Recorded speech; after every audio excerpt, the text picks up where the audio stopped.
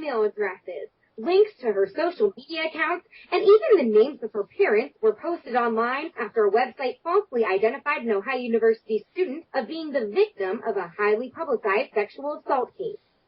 According to Athens police, the female says she's been the victim of harassment from all over the world, including Australia. What we're trying to do here is just document what had occurred to her, and I think it helps her in her situation clear her name, and certainly keeps us from having to comment on an open sexual assault investigation.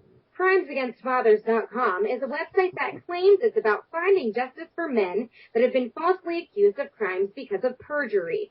For the last 2 years, the way they've been raising awareness is through naming and shaming. I talked to the founder of the website through Skype. To protect the student's identity, I referred to the student as Sue. This Sue bears strong resemblance to the woman on the video. And so we ran with it and said, we think this is the same person and we'd like to get to the bottom of this. And we didn't think much more of it. On the site, we found over 10 photos of the misidentified student with titles like false rape accuser and liar from Ohio University. Other parts of the site condemn OU official Jenny Hall-Jones for confirming that the student was not the sexual assault victim, saying she is, quote, a criminal for covering up the crime of making a false rape accusation. Nolan says he does not trust OU or the police, but if the OU student is not the sexual assault victim, he will take responsibility for his actions. Absolutely, I'm accountable. If it turns out not to be her, absolutely I'm accountable, right? However, she and her parents have already taken the position that it's okay for women to commit perjury by never saying that it's not okay to commit perjury. As for potentially holding Nolan accountable, APD says they have no jurisdiction, but they are encouraging the woman to take advantage of the civil process. Okay, with that being said, hello, Peter. Hey, Bill. It's great to be here. Yeah, well, a lot of people don't understand what you're doing, and it's the same thing I've been doing for years. They don't understand. Well, Peter, you made the statement at the end of the news report about women not being held accountable. Yeah, the point that I was making, the full interview is available on the site, on my web channel, so you can hear the full, about 48-minute interview. But I was very pleased that they cut in and put the bit where I said, her parents have never taken the position that women should be held accountable for perjury. So, even what I said, and it's in the full interview, I said, even if it turns out not to be Rachel Cassidy as the woman accused, and I believe that it is. I think it's Rachel Cassidy, and I think the police are lying, right? Because they have motivation to lie.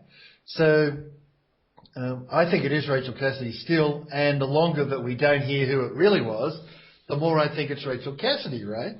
Because what's the problem with naming the woman who made the false rape allegation? Why would there be a problem with that?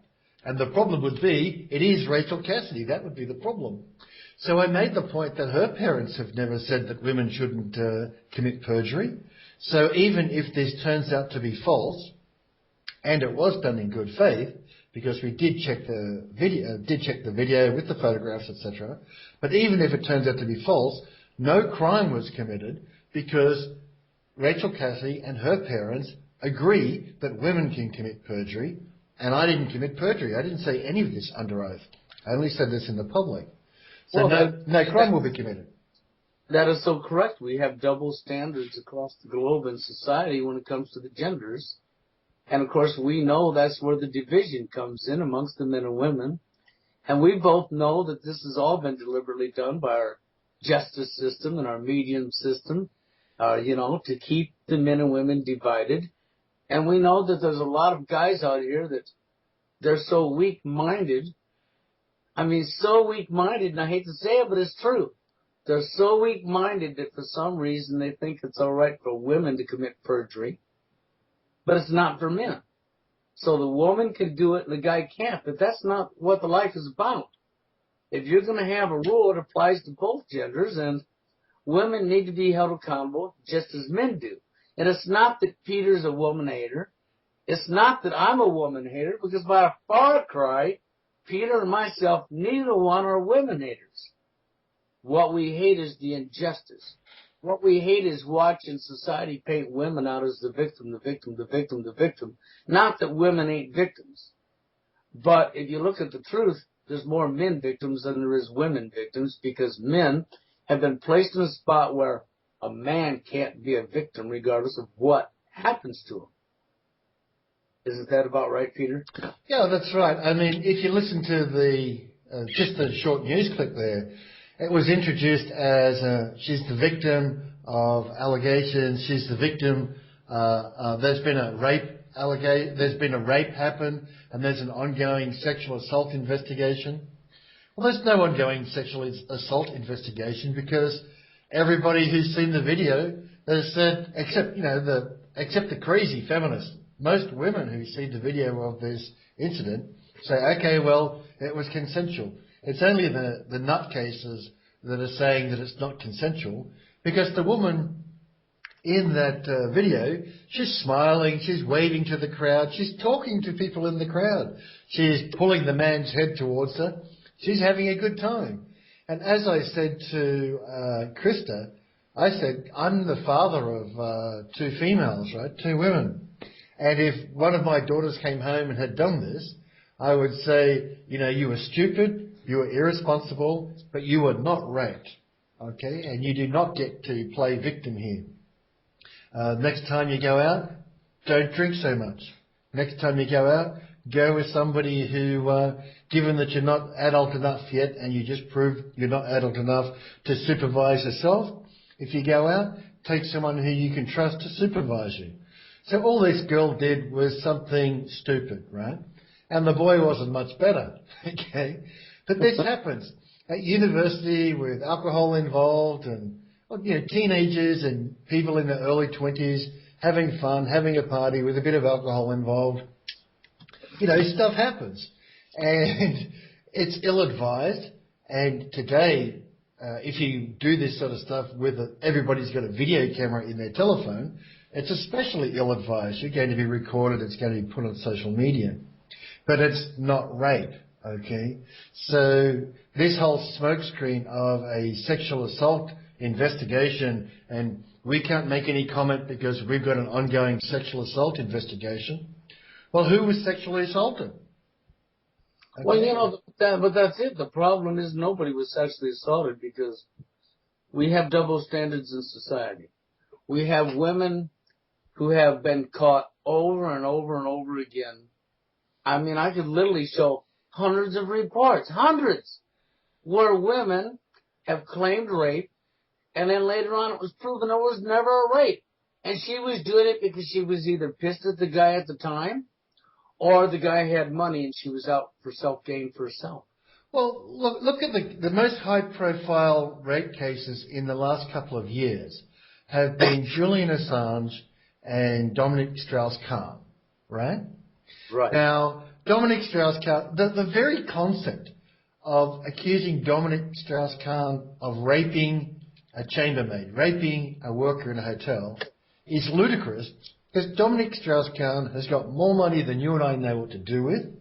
He lives in France, and, he's French and lives in France, and it's well understood in France that, men of wealth and power do have girlfriends, and that's considered culturally acceptable in France, okay?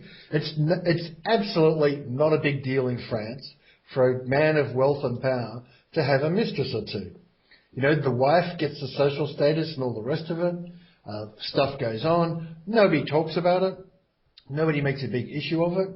I mean, when Francois Mitterrand was buried, his mistress was invited to the funeral. Okay, this is the French. They're quite open about these things, and it's good for everyone involved. The wife gets what she gets. The mistress gets the money. You have one less person on welfare. Everybody's happy, right? So Dominic Strauss-Kahn, it then came out later that he was absolutely standard for what happens in France, and everybody demonised him for that. So the idea that Dominic Strauss-Kahn would rape a chambermaid was ludicrous. But what happened to him? He was immediately arrested. He was handcuffed. He was perp-walked. He was incarcerated as a, quote, flight risk. The head of the IMF is a flight risk. Like, nobody can go get him from wherever they want to go get him from. The whole thing was ludicrous, right? And the same thing with Julian Assange. The idea that Julian Assange needs to rape anybody is ludicrous. It's a vicious, malicious, false allegation because, you know, the woman was exactly what she was, a bit of entertainment, throwing herself at a famous man, and she didn't like the fact that the next night some other woman was his bit of entertainment, throwing herself at a famous man. And so that's now called rape because I'm jealous of the other woman. The other woman got more attention than me. That's what it comes down to, you know. And so some people, they may not, you know, there's a lot of people out here that know exactly who I am, okay? And there's a lot of people out here that know exactly who Peter is. But for those who don't know who Peter is, or that don't know who I am, Peter was a co-host with me on my radio show the last time I had my Blog Talk radio show up. Peter and I are friends. I stand by Peter. And I know there's people out here that think Peter's, well, he's a very angry man. He's a woman hater. He's bitter. He's this, he's that. You know, I'm a woman hater. I'm a serial killer. I'm a this, I'm a that, I'm a this. Well, Peter's none of the above. And if you want to know why Peter's angry, I'll tell you why he's angry. For the reason that hundreds and thousands of other men are angry. Because they met somebody, they fell in love with somebody, they married that somebody, they bear that woman bears their children. They go to work and they break their butt to support their family, and they love their wife, and they love their children, and they work for years and everything they've ever worked for. And then one day the woman decides, blah, blah, blah, up and down, so she uses the court system that's been designed to divide us, and she slams the guy. She takes everything from him using the court system to do so, and all of their friends they had throughout the year of that marriage suddenly turn on the guy, and none of them stand with it, even if they know the guy was right and the woman's in the wrong. They all cover up the woman's wrongs. They won't acknowledge her wrongs. They won't make her accountable for her wrongs, but they will slam the hell out of the guy. So the guy loses everything he's ever gotten worked for to a female, you know, and I've watched this happen so many countless times where men, you know, I know another guy, Rick Timberland, who was married for 22 years to the same gal. She never worked one day in 22 years. He worked. He's the one that bought the house, bought the everything. And she decided to cheat when he was at work. She got hooked up with another guy. She decided to leave him, and she used the court system, took his home, took his car, took his furniture, took half of all of his money. Okay? And then you would wonder why men might just be mad at you. Yeah, this is the funny thing. They go, oh, why are you men angry? You have got no right to be angry. Nothing bad happened to you. Oh, yeah, that's why it's 8 times more likely for a man in divorce to kill himself than it is for a woman who's actually being raped, not this fake rape allegation, false rape allegation by this woman, right?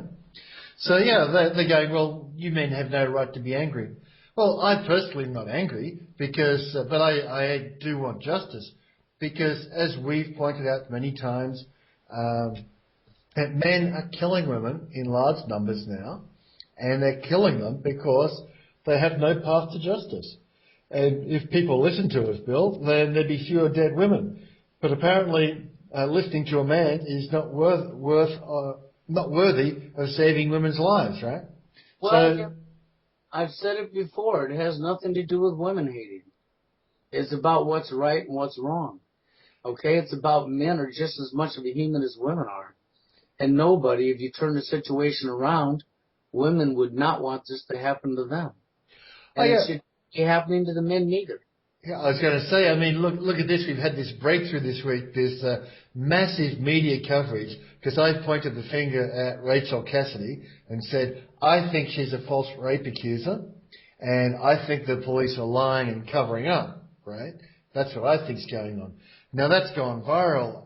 People here might not know that the BuzzFeed article got 275,000 views. That's one media outlet. We got onto Huffington Post. We got onto Gawker. These are BuzzFeed, Huffington Post, and Gawker are three of the biggest news websites in America, right? And we got on there, and we got on there saying we think this woman is the false accuser, and we don't believe what the police are saying. And of course, each of those cases, each of those articles was presented like that news article, saying, well, you know, it's an ongoing sexual assault investigation, and we can't talk about it. And it's not Rachel Cassidy, it's somebody else. Well, one, no sexual assault happened, so that's a lie. Two, it's not Rachel Cassidy, it's somebody else. Well, who is the somebody else? Come and tell us. Show us during that interview, if you listen to the whole lot of it, she said, well, what would it take for you to believe who the woman was? And I said, it's like normal. You have many eyewitnesses to the event. So what it takes to believe what actually happened is eyewitnesses write down, sign an affidavit, and present it to the public and say, that's what I saw. Okay? Yeah, exactly. That's the level of proof required in a courtroom. And I said to her, why should I accept any less than eyewitness testimony? This person who's been identified as the woman in the video by eyewitnesses is the woman charged with the false rape allegation. That's what I'll take as proof, not some police officer saying, well, it wasn't Rachel Cassidy. Well, are you under oath, Mr. Police Officer? Are you in a court of law? No, you're just talking on a news report. And we all know what people have said to me, you know, why don't you believe the police officer? And I laugh at them. I go, police are the second most unreliable witnesses after politicians. Police lie, commit perjury routinely. And I'm reminded of the time I got a speeding ticket when I was 18, and the police officer lied on the stand. And I looked at him and said, you're committing perjury to make a traffic ticket stick, to make a speeding ticket stick for 10 kilometres an hour over the speed limit? You'll commit perjury for that? And because I was only 18 or 19 at the time, every time I talked to a police officer later in Australia, which is another 20 years I lived in Australia, right? And every time I talked to a police officer, every single time I recounted that story, and I said to the copper, you know that your colleagues commit perjury to make even a traffic ticket stick. You know this. And you say nothing about it. And the coppers, every single one, more than 100 of them said, yeah, you're right, we do know about it. So if a police officer, if I can get at least 100 out of 100 police officers to admit we will commit perjury on the stand in order to make a traffic fine stick, why would I believe anything these guys say? They openly admit this, Bill. They admit they commit perjury on the stand. You know, Peter, it's no different than when the Fed showed up at my door that day. And I told that Fed straight to his face that the court system is nothing but a criminal cartel. I mean, he acknowledged immediately. You don't have to tell me. They acknowledged it. They both knew immediately that the court systems are criminal, okay? Yet what are they doing? They're working for a criminal establishment. And criminals are arresting other people, calling them criminals. I mean, wow, we really have a messed up society. But, you know, I just laugh at this stuff. But, you know, when it comes to Peter and it comes to myself, I'm happy that Peter has gotten where he's gotten with this, because I've been fighting this fight for a long time, as Peter knows. And Peter's been fighting it since he's went through what he went through. And this is sort of how we met each other. Because Peter's seen my videos, I've seen Peter's videos, and we were like two peas in a pod, because he was fighting the same fight I was fighting, and I seen that. And so I contacted him, and him and I got talking. Well, guess what? I like Peter. He's a good friend. And Peter and I have been friends for a while. We'll probably be friends forever. And if you people that don't like Peter Nolan, I don't care if you don't like him or not. Okay? Honestly, I just don't give a, you know what. Okay?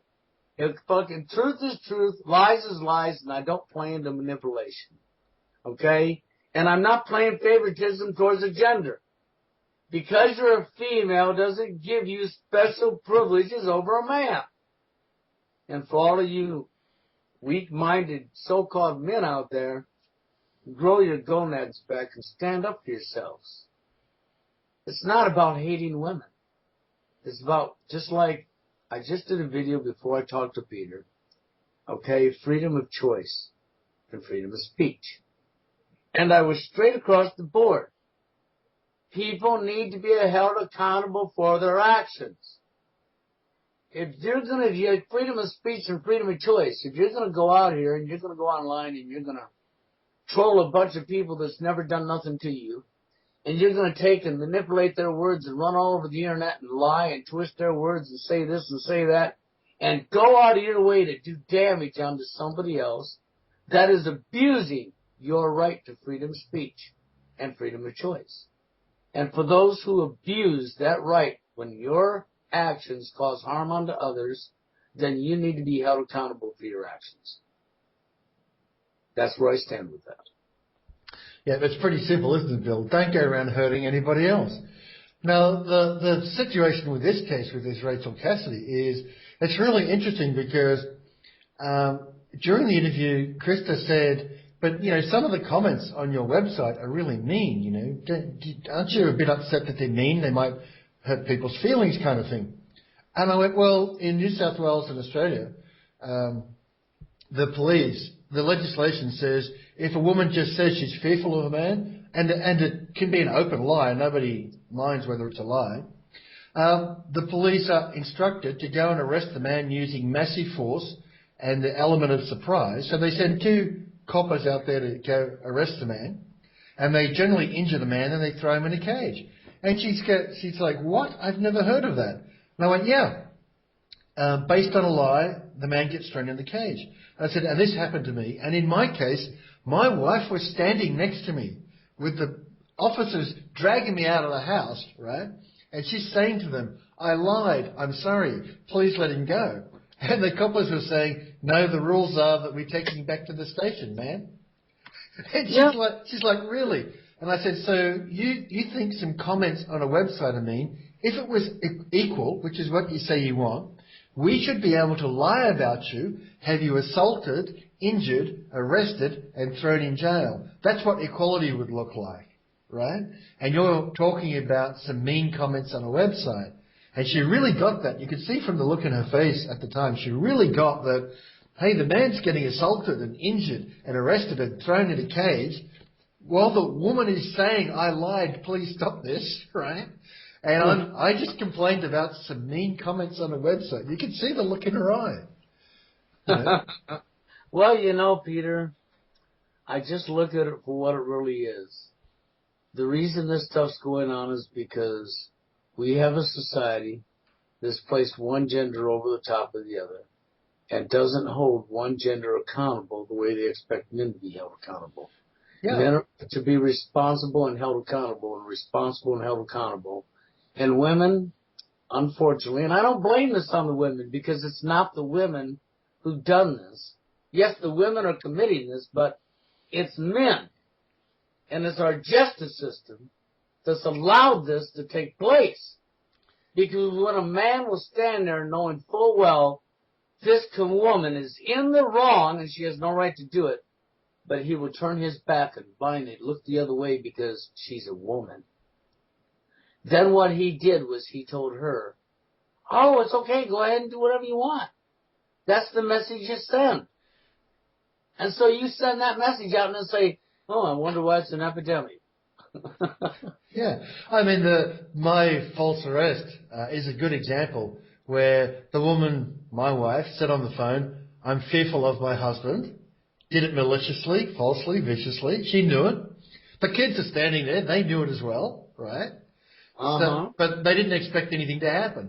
So when the cops assaulted me and injured me and threw me into the paddy wagon, she's all upset and saying, you know, stop this and I lied, etc. But those two cops used the excuse, I was just following orders, right? That's You their excuse.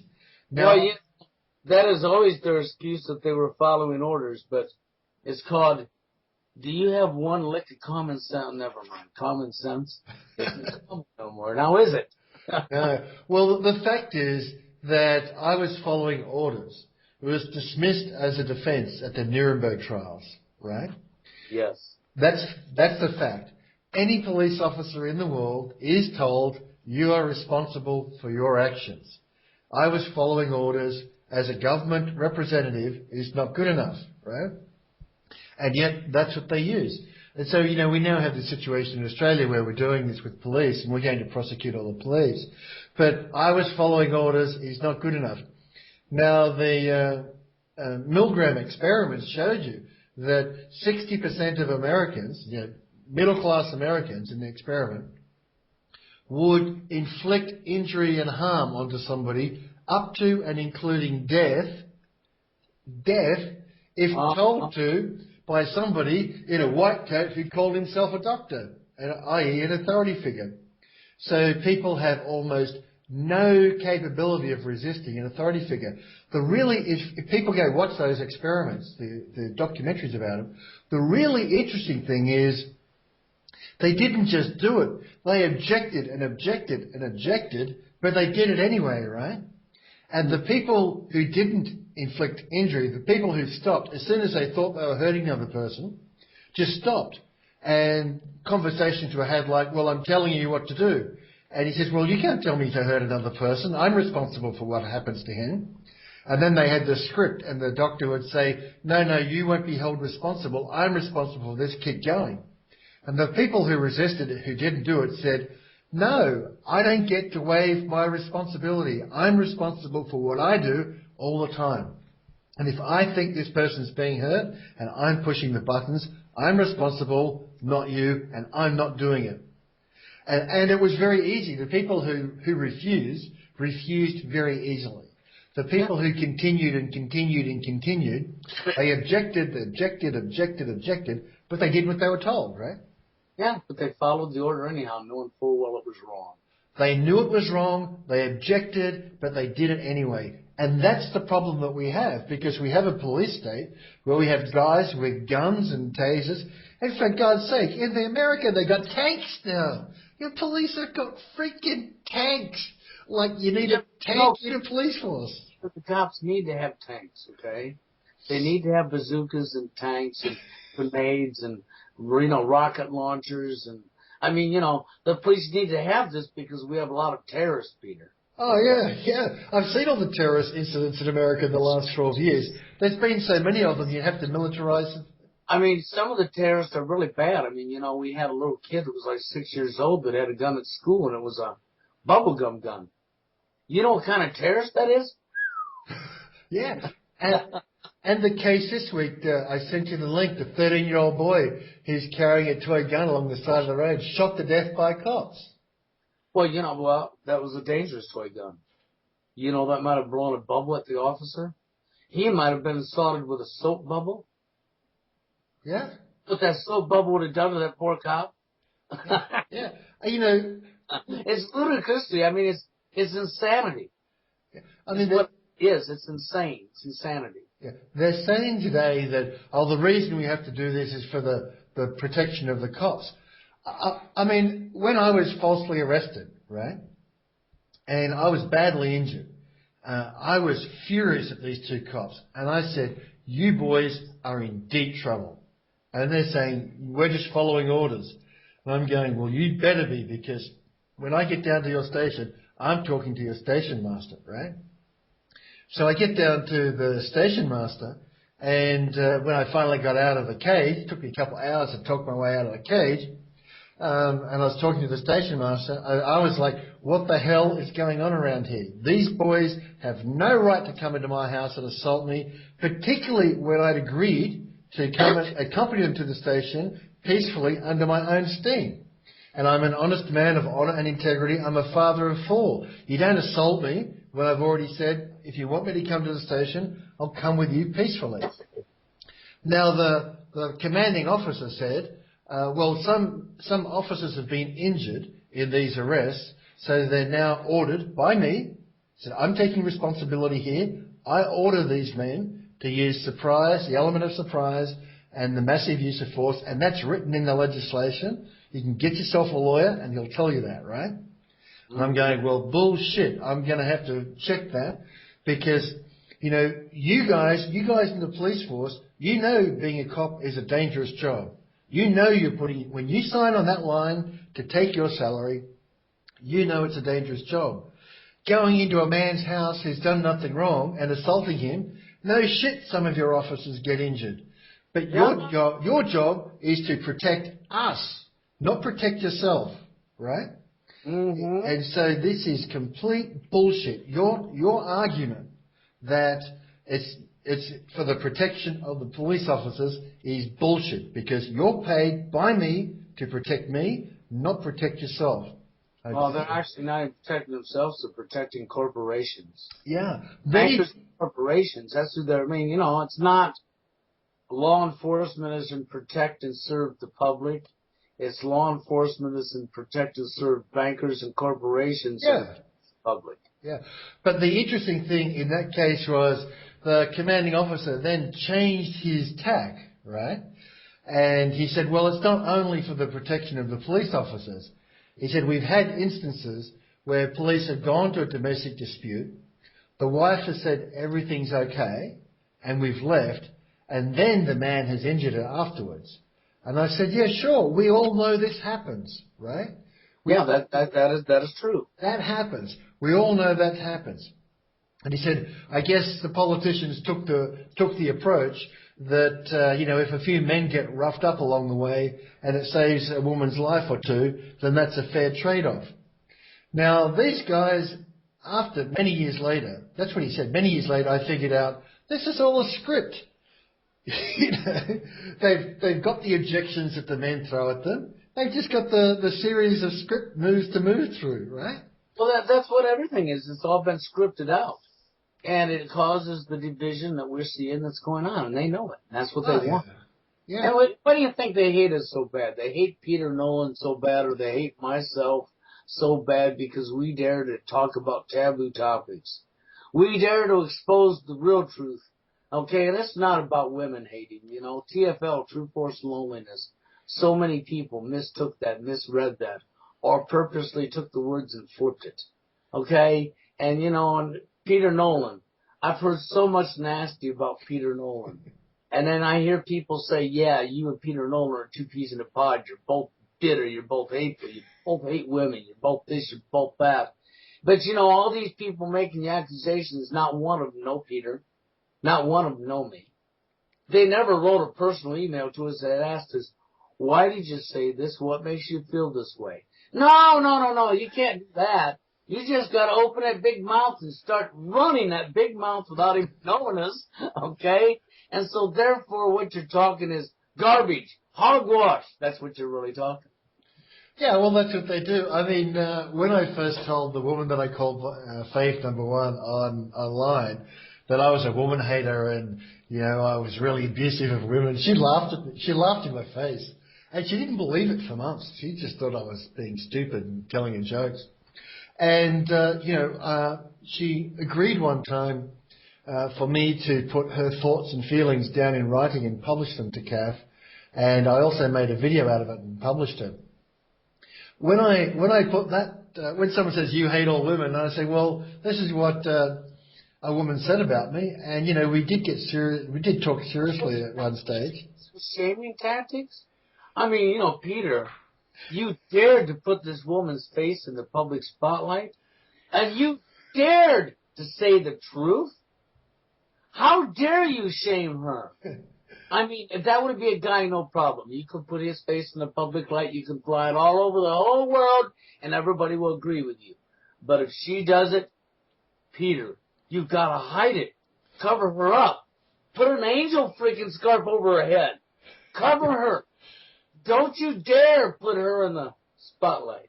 Yeah, well, you know, Dominic Strauss-Kahn, Julian Assange. No proof, no evidence whatsoever that either of those two men raped anybody.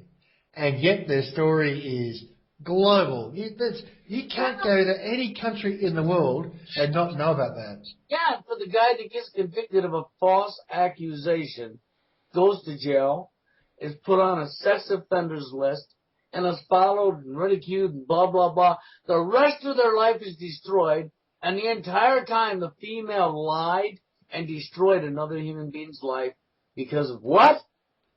And then you would wonder why men get so angry, why Peter's so angry, why we say what we say.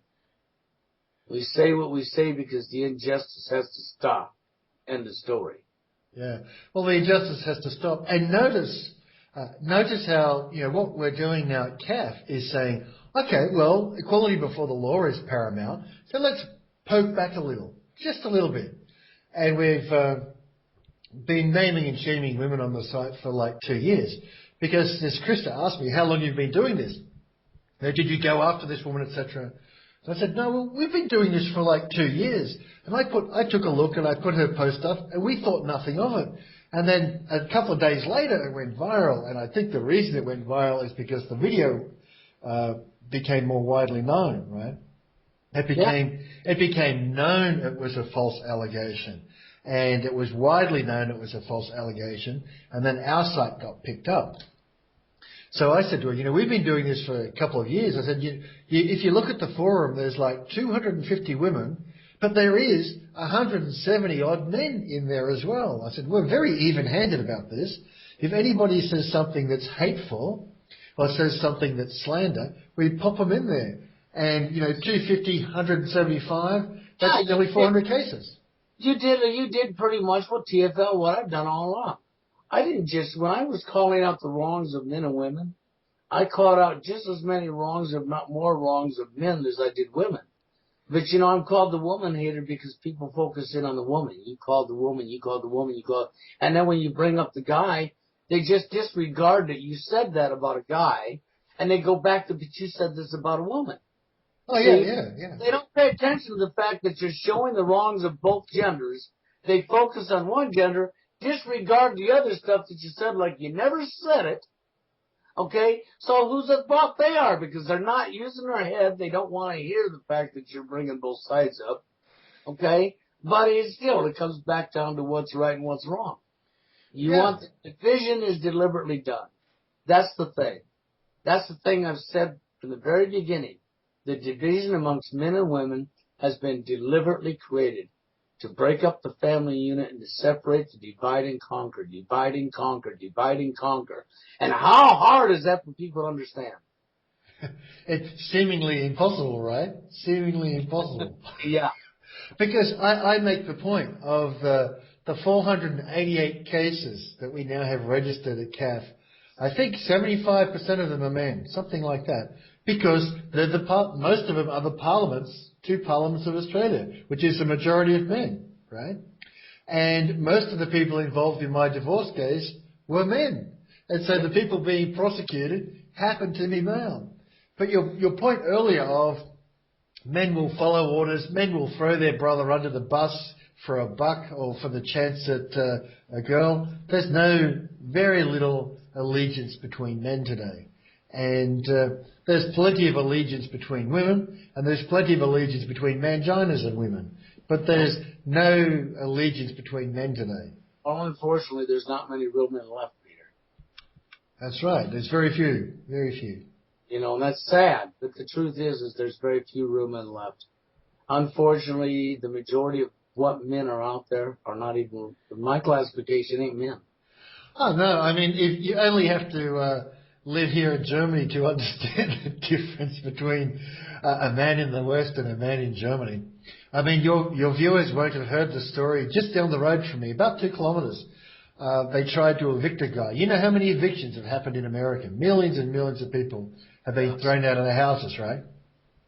So just down the road here, they tried to throw a guy out of his house. And he said to them, if you throw me out of my house, I will kill whoever throws me out of my house. He said that, right? So they came around with the bailiff and the locksmith and the ex-girlfriend and the new tenant, and he didn't force them to pick the lock. He invited them into the house and said, what are you doing here? We're going to throw you out. He said, okay, great. He took out a gun. He shot all 4 of them and then shot himself. And guess what? No more evictions, right?